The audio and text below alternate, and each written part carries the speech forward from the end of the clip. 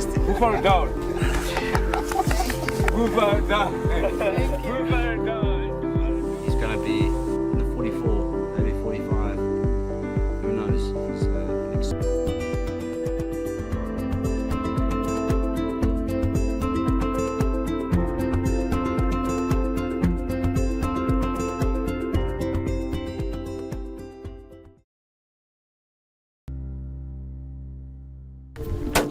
Yeah, you can work.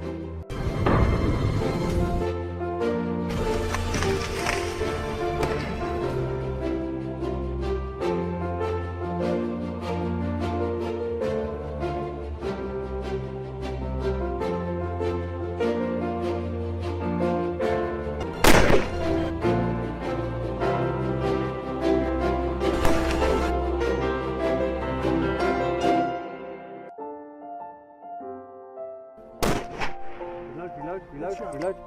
Do one on the body, just behind the front leg. All right. Perfect.